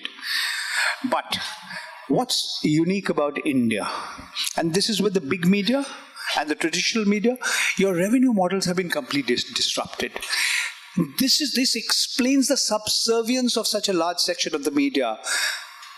After the government of India, the biggest advertiser in India is the Bharatiya Janata Party. Remember, the kind of money, the kind of resources, the kind of financial resources at the command of the ruling dispensation is unprecedented. It's never happened before. That's the point I wanted to make. So there was this specific question on Rahul Gandhi's interview on secularism. I want to take that up. I think in terms of secularism, all these values, which are not just part of our social milieu and even constitution, I think this is the right time to now think about whether values like liberalism, secularism, multiculturalism, diversity, all of this are valid anymore. And if people really can relate to these values anymore, or maybe we need to reinforce them or repackage them in a way that people can still think of them as beneficial to their lives. So what I'm saying is that if you do not relate and attach these values to our day-to-day lives of most of the Indians, just think of it as in terms of ideology, I think ideology would be a luxury which people like me and you can afford, but not majority of the people of this country. So until we can intelligently and nicely connect these values to the day-to-day lives, to the ordinary Indians and make it beneficial for them, their existence, their livelihoods, their survival, and as in terms of like a hope for the future, they are not going to buy it anymore. Because there is another very important and very intelligent ideology in the form of nationalism that has been packaged in a more shiny packet and, you know, little more aggressively, I would say a lot more aggressively, is coming to you. So all these values, I think we have to now sit down and think through. In terms of Rahul Gandhi and a lot of journalists, why they didn't get this election right, that includes me as well, you can call me a loser. I think, suppose say you take an example of Nyay. I thought this was an excellent scheme, only if it could reach to the right people. Even the conventional Congress party voters did not know what Nyay was. In fact, states like Rajasthan, Chhattisgarh, Punjab, and Madhya Pradesh, even in those states where Congress party was ruling, they could not publicize this scheme, even took it to their party cadre, so that even they could know what Nyay was about. But everybody knew Balakot, and that Narendra Modi is the only leader who could save India. So while all of us were stuck in this whole ideological fancy and ideological, I would say, pastime, people were thinking about what gives them hope. As I said, that some people got gas connections, gas cylinders, pakka houses, 2,000 rupees. So 20% got it, and 80% of their neighbors, they got the hope of getting it when Narendra Modi gets re-elected. Very quickly to the three questions. First and foremost, the EVM. I am completely in agreement with what Pranjoy said. I think we should look at the institutions and what the institutions did obviously wrong, obviously biased, and challenge that, right? And I am very clear about this, which is I have no basis for saying that the EVMs were not fixed. I have no basis for saying that the EVMs were fixed. But yes, here is a dramatic fact. Out of the 303 seats, in how many seats did the BJP get over 50% of the vote share? The number is a staggering, 200 odd, right? So when things like that happen, of course, the first thing that you say is, my God, something was fixed here. But that is a conclusion. What you need is a plausible theory of how something was done. Then you can take a then there's work that can be done on that, right? For me, there is no plausible theory on how such large-scale EVM fixing can happen. And the counterfact is really important. I mean, you must remember that in the election campaign, when Rajiv Gandhi's name was trotted out, it was trotted out just in time for the Delhi and the Punjab elections, right? Where you were trying to turn a certain part of the Sikh vote against the Congress. So it's very clear that the BJP wanted to win Punjab desperately. So why wasn't things fixed there, right? So that's an obvious question, right? So I think either we go for a plausible theory, find it, or we take that over 50% vote, look at it in the eye and say, this country is really on the brink and we better figure out how to work on that. The question of whether cadre-based party, to respond to a cadre-based party, of course that's what's necessary. The problem is that one cadre-based party has been built up and is now on the ascendant over a 100-year period. The other cadre-based parties, for all sorts of reasons that I won't go into, the left cadre-based parties all have fallen apart to a significant degree. I won't say anything about the CPM, right? So, I mean, that's what's happened. And so, I mean, yeah, but how, I mean, in the short run, when the country has turned fascist and is accelerating downhill, I mean, the building a cadre-based party, yes, if you put yourself a 30-year objective, yes, I am all with you. But tell me what your 5-year objective is in terms of this hurtling train that's going down the slope. We need to have a plan there, right? And so, for that 5-year, 10-year horizon, I mean, to ask it or answer it in the same language that you framed it in, we need to ask the question, what's the historic block that you can begin to create a shift in the ground? You know, you need to put together a historic block of social forces that is capable of responding to this.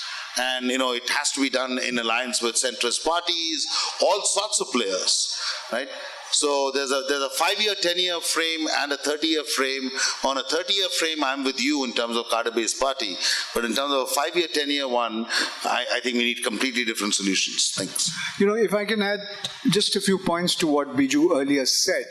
He talked about 1967, very important, the 6th general election in India. For the first time, it used to be said that you could travel from East Pakistan, or certainly Kolkata to Amritsar, to West Pakistan without going through a single Congress-ruled state. For the first time all across the Hindi heartland, you had the left and the right coming together. Important. Indira she splits her own party, divides the conservatives. 1971, she's at the peak. We don't know whether Vajpayee actually called her Durga after Bangladesh, but even before Bangladesh, there's bank nationalization. And she then says, you know, the statement attributed to Lohia, Ram Manohar Lohia, ये नेहरू जी का बेटा गूंगी गुड़िया है, she's a dumb doll. And he said, इन लोग का सारे एक ही लक्ष्य है, इंदिरा हटाओ और मैं कह रहा हूं गरीबी हटाओ. And she came back with a huge unprecedented majority. Remember that 4 years later, it was the same beleaguered Indira Gandhi which imposed the emergency. And less than 6 years later, she was out. And she returns in 1980, in January 1980. This is India's history. We have to understand that, and it's important to understand that. Remember that Rajiv Gandhi in 1984 had the biggest ever majority, much more than Modi. We are talking about Modi at 303. Yes, that's right. It had 415 with the AIDMK out of 543. Remember, that was the peak of the Congress. And remember how precipitous was Rajiv Gandhi's decline. By 1989, he was gone. We had VP Singh. Remember, then we went through an entire era of coalition politics after that. From 89 all the way till 2014, you didn't have a party which had a majority. So all I'm trying to say is, as we draw these lessons from the past and we try and look ahead, I go along with what he said. We have to have a strategy which is now and then, and that talks for the consolidation of all forces that are opposed to the present regime. And then, I mean, if they hope to not get, if the Congress is not to get further decimated, if the left is not to get completely marginalized, we can go on this. Oh, great. My question is to Arafa regarding UP. Now, as Biju observed that you had an experiment of coalition before the general election, and that worked. And what the result came out was absolutely contrary to that. So what went wrong in the coalition with SP and BSP, and why did the votes not transfer en bloc? In fact, in some of the cases, the SP voters actually didn't go and vote, if my reading is right. That's the one question. And the second one goes to Pranjoy. What amount of percentage swing in the vote share in 37.5, what the BJP got, did money play the influencer? I have 3 questions. Which is the first country to invent EVM? Which is the first country to use EVM? And how many countries are using EVMs in the world? If they if any nation banned the EVMs, why they banned EVMs? Two questions to ask the panel. One is that there seems to be an overwhelming, it's almost like the left has developed some sort of a Hamlet complex, right? Of being in the center of a tragedy, which is a very unprogressive kind of a stance to take. So I'm not really trying to force a call to arms here, but I'm not sure whether we have not overreacted to the tragedy in terms of taking on an onus which is not ours, so to speak, and that we, I mean, if you wind back to about 12 years ago or 10 years ago, we were equally critical even of the UPA government, right? In a lot of ways, in terms of RTE Act that they were trying to impose on us, in terms of several other things. So that the canon of progressive politics has a certain inertia, okay, and increasingly there is a despondency which is coming from a loss of ideas themselves, whereas I'd like to question, post it to the panel that it is not a loss of idea, but the very fact that the right came out with a set of ideas or an ideology, whereas we were actually trying to get a coalition of, smaller suggestions and tweaks. Whereas they had a whole body of an ideology which we couldn't counter. I have two questions. I have one question. And is there anybody else who's wanting to ask? Okay. In terms of this economic nationalism that Biju was talking about, RSS has already, they are one of the major planks of their ideology is development of these local industries, small-scale industries, and one of the major vote banks of them is these small traders and these small industrialists. So, is it possible to take that particular campaign out of their camp and use it in for some progressive purpose? Just a question about the South and North. What is the basic polarization that happened specifically with the North, and how about the South part of India? Wherein we can see a lot of, even in Kerala or you're talking about other states of South, there is a different kind of a polarization, and the kind of understanding with the electoral is something different over here. And this time, specifically, like all North Indian spending went off for the electorals like anything, and even in South also it is more. But so this time I think in all the places in North India it went up. So what is the basic polarization difference here, and what is that you can see that for the South basically? I would like to take that question of Uttar Pradesh, especially Western UP. And surprisingly, I was very surprised, especially when I saw Ajit Singh losing, and he was the joint candidate of Sapa, Baspa and the Congress party, and he himself is the head of a party which has a stronghold amongst the people that they function. But they lost by 5,500 votes, less than 6,000 votes.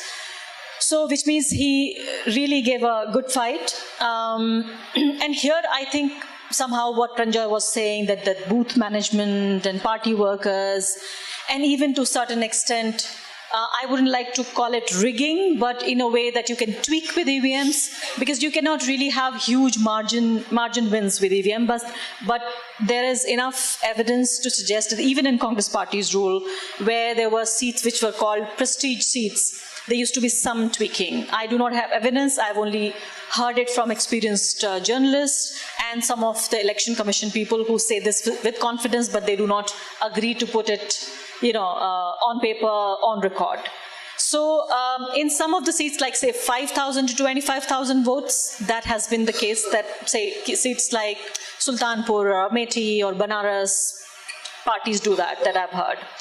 Maybe Pranjoy and Biju would like to say it more. But then, in the by-election, people were not electing Narendra Modi. So that primarily, I see the difference, that why in Kairana you could see a joint candidate and on the top of it even a Muslim woman winning. And that woman and her family is very unpopular in that area. So despite that, because I visited and filed reports from there, despite that she won. But she could not win again, because I think, again, people have made up their minds that they want to give another chance to Narendra Modi. So there was the basic difference I see is this. I must compliment you people for asking some very, very perceptive and very, very important questions. And once again, I can try and answer them. We don't have the answers. Okay, EVMs. Yes, I can't give you the exact number of countries. Germany is one country which had EVMs, have now gone back to the old style of voting. Is it worth a campaign to say, go back to paper? I would say, why not? I think it's talk about importance of election management, greater transparency, greater accountability, greater vigilance. Is it possible to have old style booth capturing in a new style? Of course it is possible. You can bribe everybody and press all the buttons. Of course it's possible. Is it possible to replace EVMs? We know that chip is not one-time programmable. There are many, many issues. But at the end of the day, I go back to what I had said, and I'm glad that Biju agrees with me. The left is divided on this, by the way.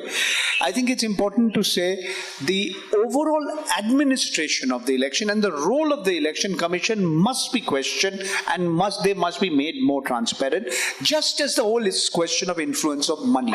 Of course, money is playing a more important role than ever before. You have legalized corruption through the electoral bond scheme. You have allowed money from anywhere all over the world to come in. You have actually just cleared the system for it. And who is the biggest beneficiary? Even if you go by the incomplete official figures, go by the studies done by the Association of Democratic Reforms, and you are very, very clear. It is one party, the Bharatiya Janata Party. Some people say over 90% of all the electoral bonds have gone to them. I mean, this is, you cannot run away from this. I think we live in a post-truth world. Trump says anything against him, it's fake news. The difference is in the US, you still have a larger section of the media which is still not dependent on the American government or the American or the party there for its economic sustenance. That's the difference between the media there and here. But I think when you're talking about demagoguery and the post-truth world that we live in, the definition of a demagogue is a person who does not go by facts. He does not go by factual analysis. He is depending on your emotional appeals for political power. So it doesn't matter whether Mexicans are taking away jobs from America or not. You need a wall. That is Trump for you. This is also Modi for you in a different way. Your enemy is Pakistan. That is the discourse that we have to look back and fight. And I do not see so much as a loss of ideas, and I do believe,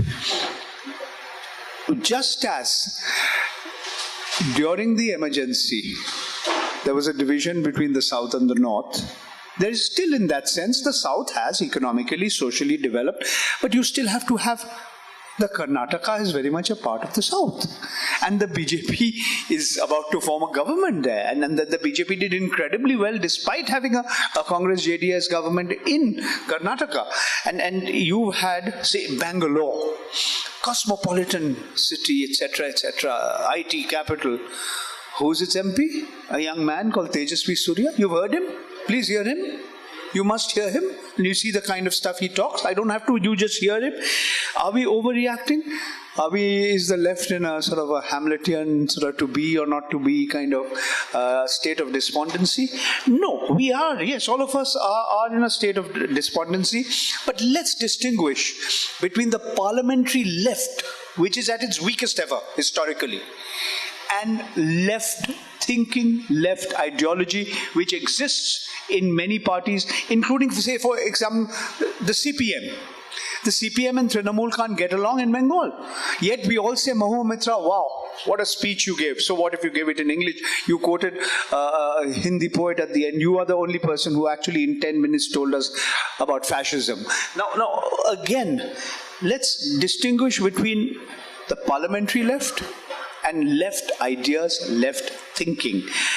Is it possible to get small traders, small industry?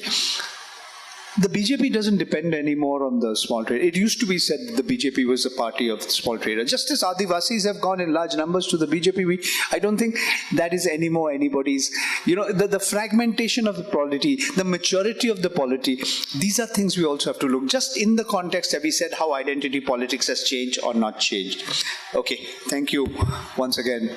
So, very, very quickly, I don't want anybody to think that my response to the EVM question saying that find me a plausible theory before I get all head up and stand on a table and shout about EVMs. I don't want anybody to misinterpret that to say that I'm all for EVMs, not at all. As Pranjoy said, because they are manipulable, because all sorts of things can go wrong, because there's no verifiability, lots and lots of democracies have abandoned EVMs, and so should we. We should get out of it. But then there's a distinction between getting rid of EVMs and a lot of other automation. So for instance, in the US, you've gotten rid of EVMs. So you mark a ballot paper and then you insert a ballot paper into a scanner, and the scanner does the counting. Now, the next thing we'll say is that the scanner is fixed, right? So we need to figure out a way to go back to paper ballots and ensure certain technological structures around it. Yes, I'm all for that movement. And, if we can light the spark through a plausible theory, I'll be there. That's all. Now, in terms of that, the Hamletian moment, see, I think the question of nationalism, which comes first, a nation or nationalism? Everybody thinks when there is a nation, there's nationalism. Because India has so many Hindus, there's Hindu nationalism. No, it's the other way around.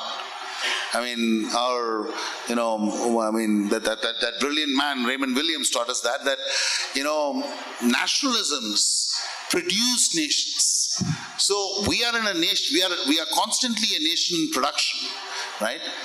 That's why I brought up the question of economic nationalism as having produced us for a certain period of time, which gave us an identity as a nation in the kind of the Bandung moment wherein we are non-aligned. All of that was part of that huge Indian identity as a nation, right?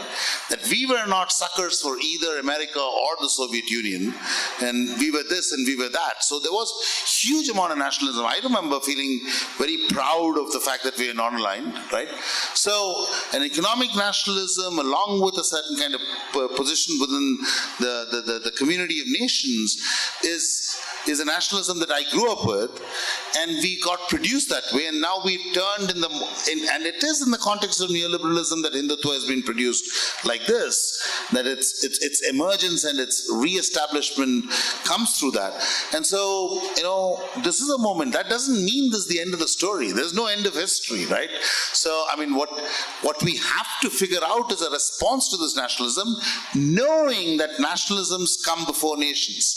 That is, we have to construct a nationalism that makes sense, and that nationalism is what India will then become going into the future. So I don't want this to be a dark moment at all. It's not a dark moment. It's just a very challenging moment, yes, and it's challenging because thousands of lives are on the line. That's all. Fascism kills, and so we need to be worried about it. So it's not dark as in no future. It's dark as in blood on the streets. So we need to make that distinction, build that new nationalism, and go forward. Thank you. Thank you for being patiently here until nearly it's close to 10 now. And a big thanks to all the panelists who were so, enlivening in their analysis. We should have more of this and more of such sessions to have more people along with us and keep asking the questions that we should be asking all the time. Yeah, thank you so much.